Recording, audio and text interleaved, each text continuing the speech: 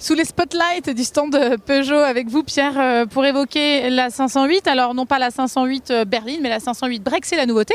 Eh oui, effectivement, Perrine, c'est la nouveauté. Alors que en fait, la berline vient à peine de pénétrer les concessions. Eh bien, Peugeot dégaine le break avec la même approche pour la berline.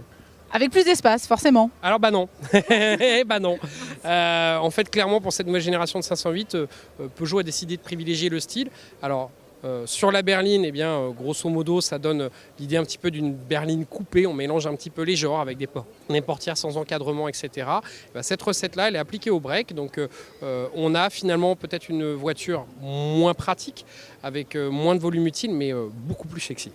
Avec une vraie ligne, des couleurs, des matériaux. On sent que même l'intérieur, l'habitacle est joli. Effectivement, l'habitacle, en tout cas, il y a un vrai effet waouh quand on ouvre la portière. Et ça, clairement, c'est une vraie marque de fabrique des Peugeot ces dernières années. C'est ce qui fait le succès, ou plutôt le carton du 3000. C'est un vrai carton commercial, il faut le reconnaître. Et bien, clairement, la recette est adaptée à l'univers des berlines. Alors, il y aura peut-être moins de clients intéressés parce que les berlines sont un petit peu moins à la mode. Mais en tout cas, eh bien, pour ceux qui aiment ce genre d'auto, qui aiment conduire, eh bien, il y a de quoi prendre vraiment beaucoup de plaisir. Bon, la preuve par l'image, on va peut-être faire un petit tour du côté du coffre pour voir. Ouais.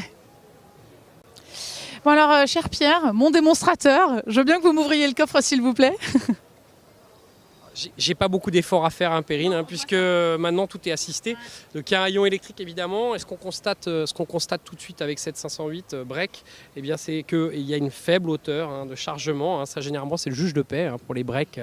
Et puis aussi une longueur de chargement qui n'est pas hyper impressionnante. En revanche, eh bien, il y a des petits détails soignés. Le cache-bagages qui se relève tout seul. Et puis surtout, je ne sais pas si vous avez vu Perrine, mais... J'ai l'impression que c'est du bois en fait, mais c'est du faux bois, non? C'est ça? Ça ressemble. Alors, je vous confirme en tout cas que ça a vraiment l'aspect du bois. Ça en a le poids aussi parce que c'est très très lourd. Et en fait, c'est réservé à la finition de lancement en fait, qui s'appelle First Edition, qui est au-delà des 50 000 €. Donc un toucher très très haut de gamme.